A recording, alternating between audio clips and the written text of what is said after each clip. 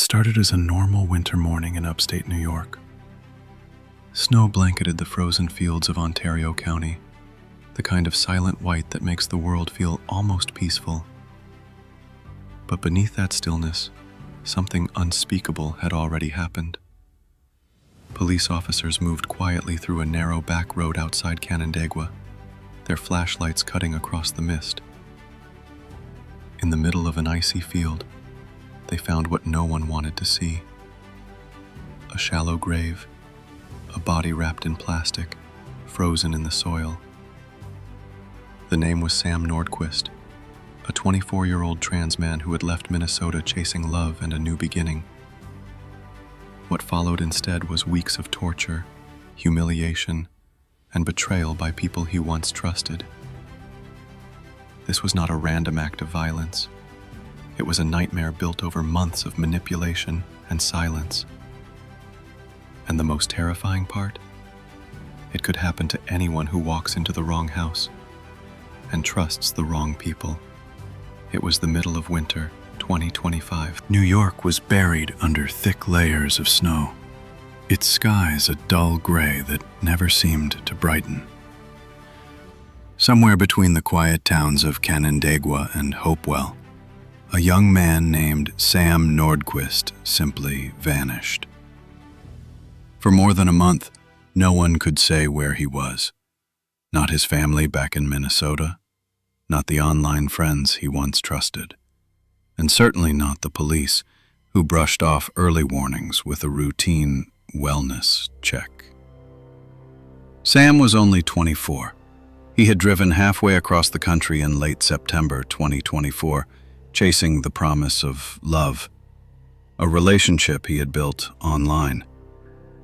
To his friends, Sam was gentle, open-hearted, a man trying to rebuild himself after years of struggle.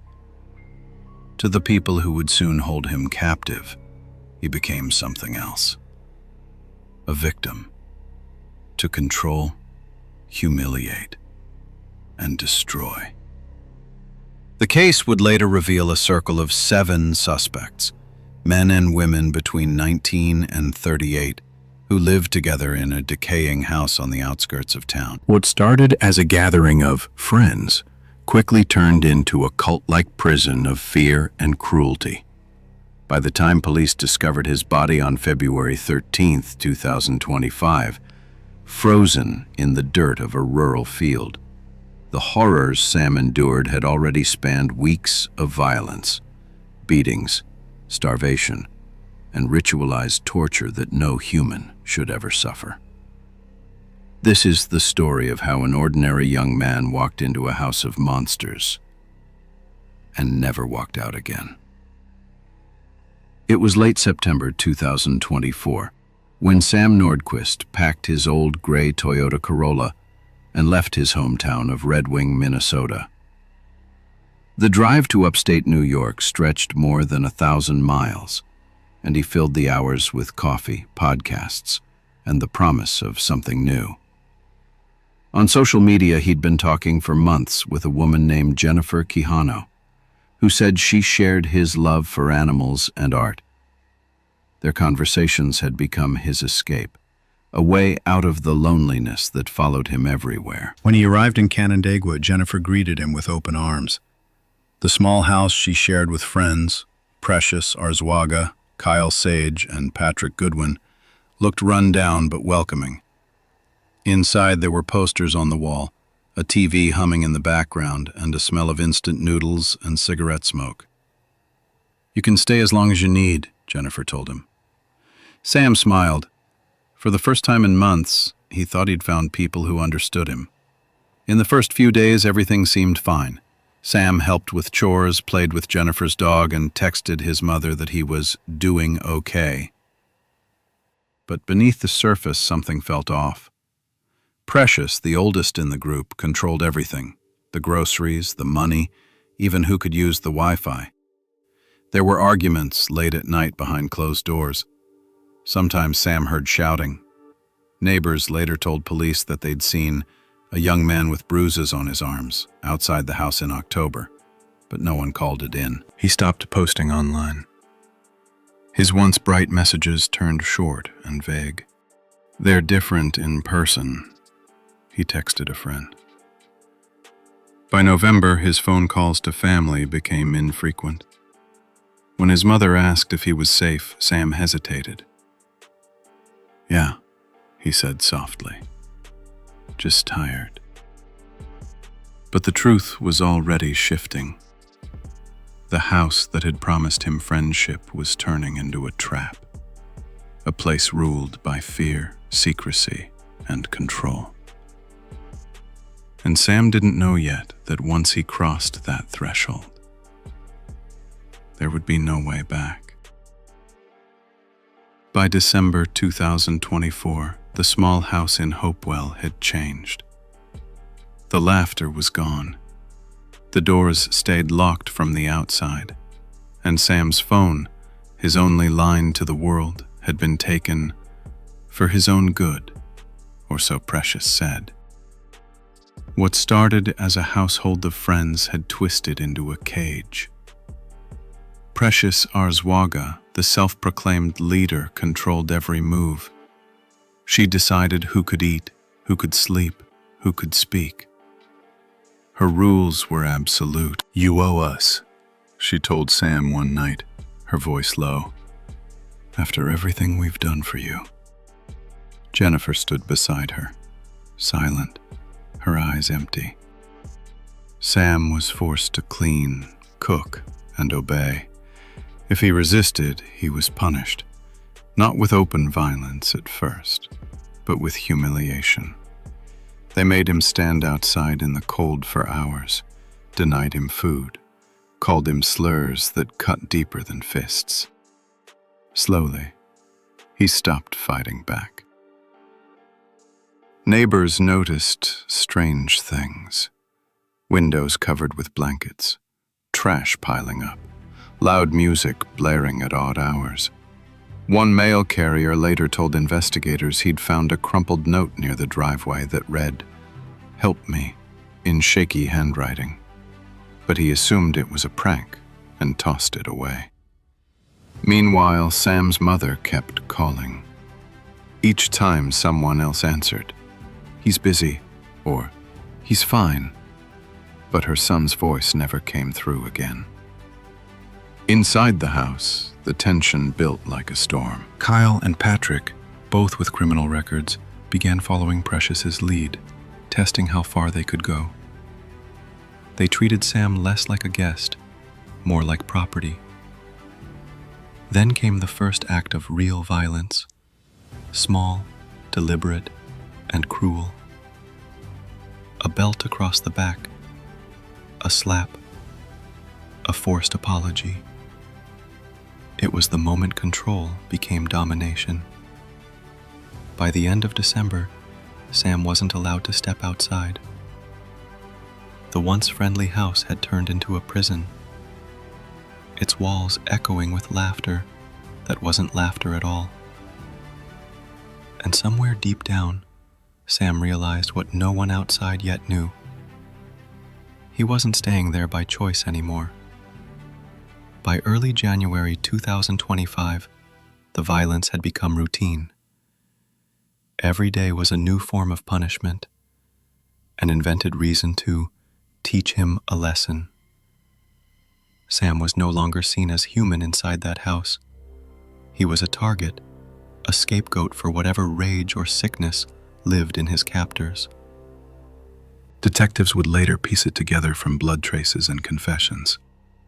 Sam was restrained for days at a time, deprived of food and sleep, forced to endure acts meant to break his mind. They made him beg for mercy, not because they needed control, but because cruelty had become their entertainment. What the group didn't know was that their brutality was leaving a trail. In late January, a neighbor's outdoor camera captured a faint image, a figure stumbling in the snow, half-dressed, trying to reach the road before being dragged back by two shadows. Investigators would later confirm the footage matched Sam's clothing. A social worker had also tried to check on the residents after an anonymous call, but Precious met her at the door, calm and smiling, insisting that everyone's fine. The case was marked as resolved. Inside, Sam's body grew weaker. He tried to write again, fragments on scraps of paper found later under a mattress. They won't let me go. Around this time, Arzawaga began including others in the abuse. Two younger members, Emily Motika and Thomas Eves, were ordered to keep an eye on Sam. Worse, two children living in the house were made to witness the torment. It was control through corruption, forcing innocents to become complicit. Then, in the night of February 2nd, everything stopped. Witnesses later described a car leaving the property around 2 a.m., headlights off, snow falling thick. That was the last time anyone saw Sam alive.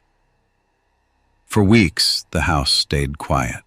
The group acted normal, drinking, laughing, posting online, while miles away, in a frozen field of Yates County, a body was hidden beneath the snow. The nightmare was over for Sam, but for investigators, it had just begun.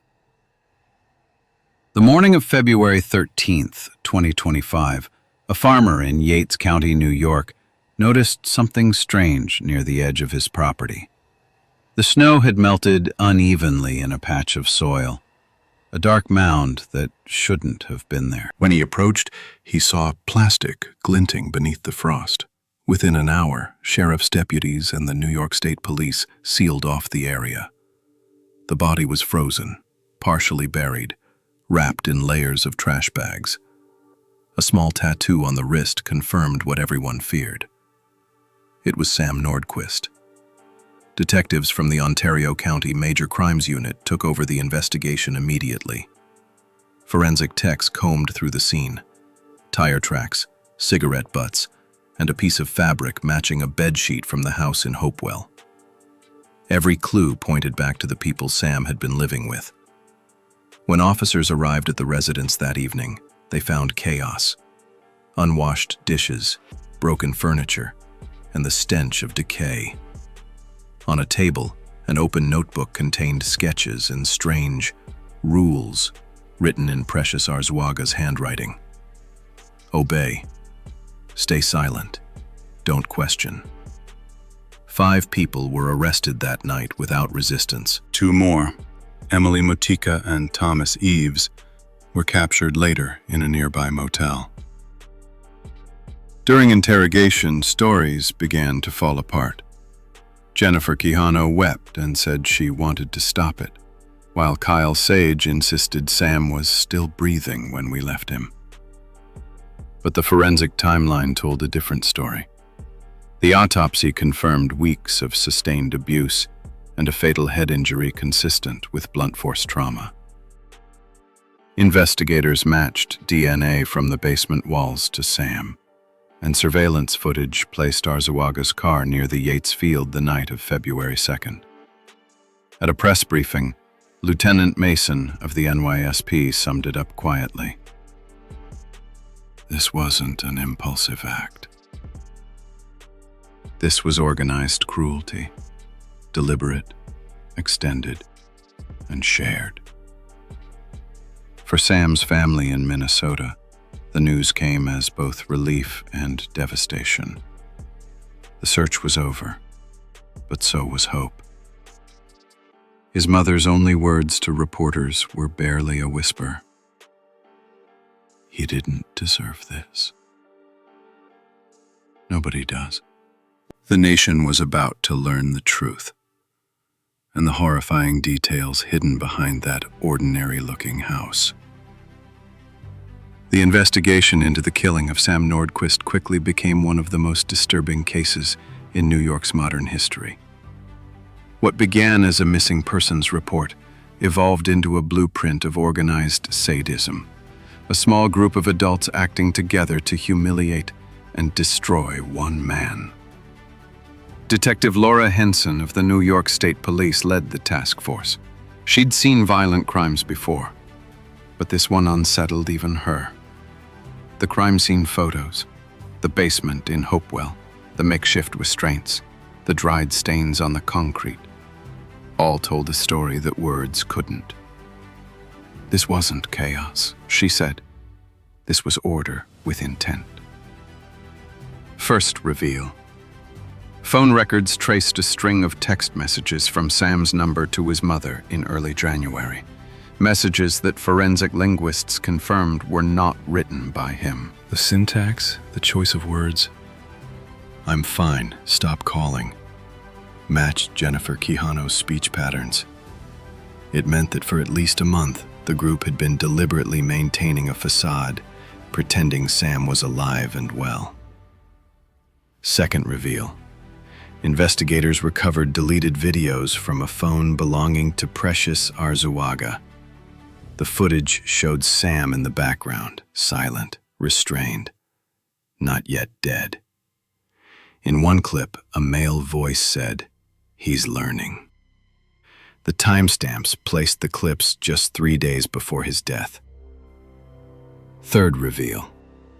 DNA under Sam's fingernails matched both Arzuaga and Kyle Sage, evidence of a struggle. Prosecutors later said that Sam fought until his last breath. The motive became clearer through interrogation. Arzuaga had manipulated the others, presenting herself as a spiritual leader, preaching a twisted philosophy about control and obedience.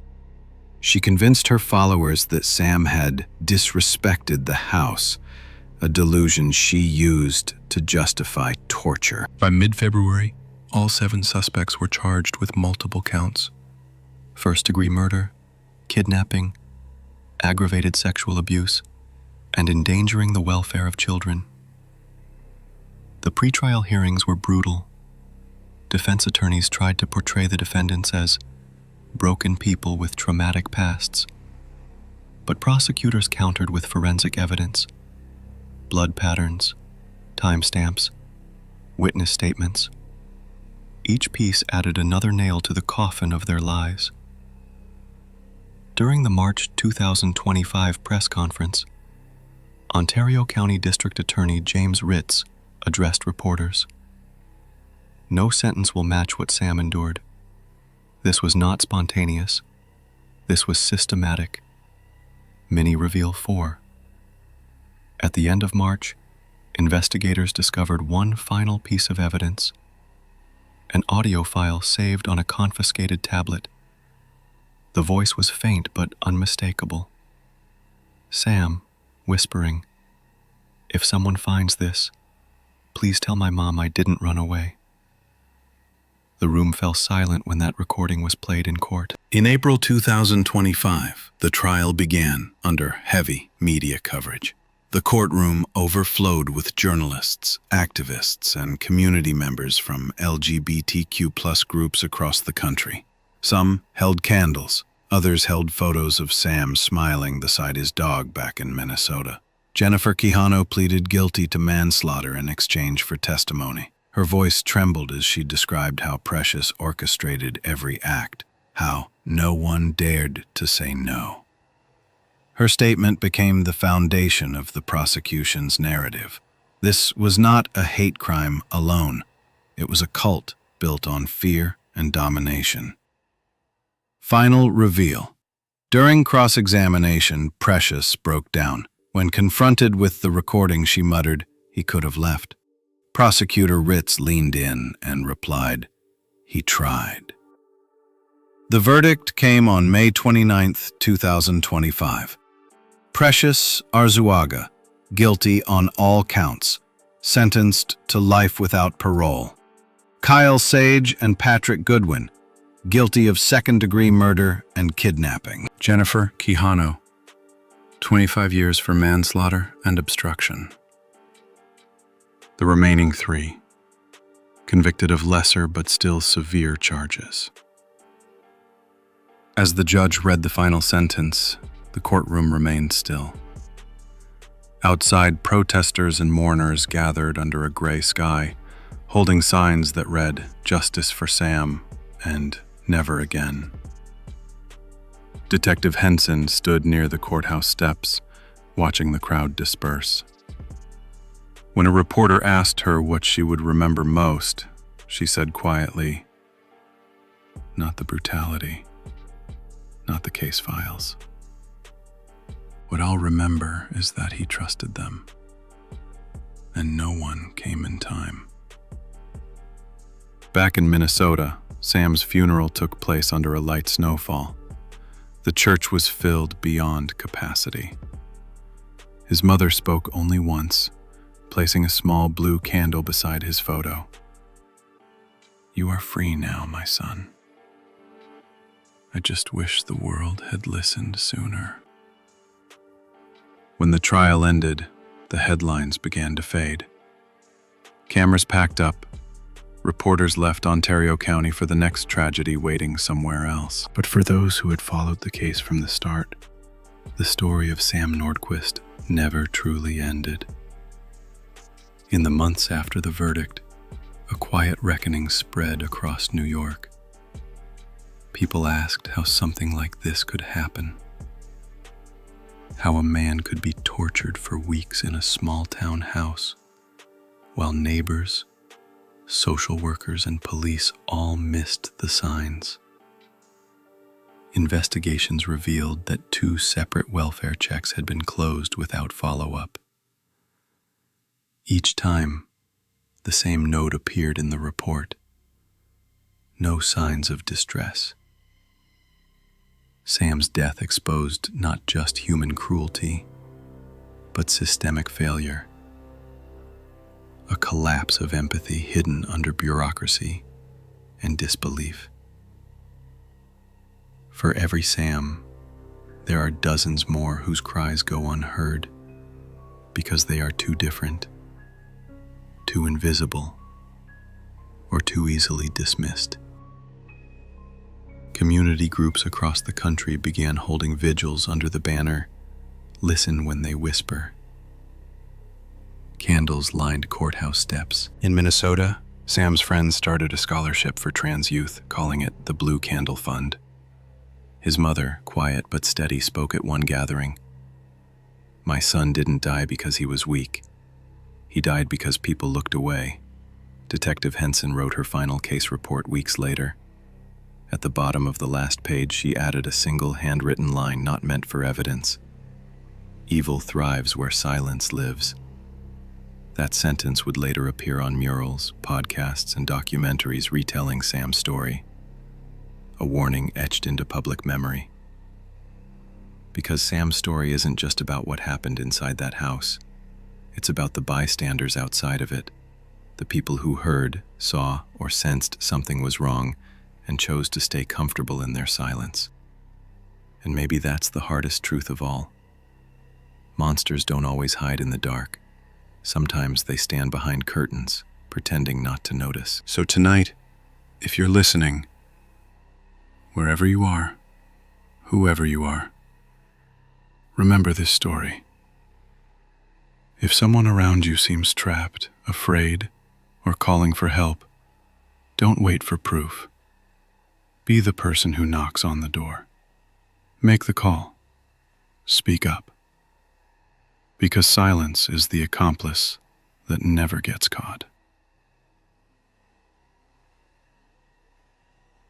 Thank you for listening to Crimes That Shocked the World.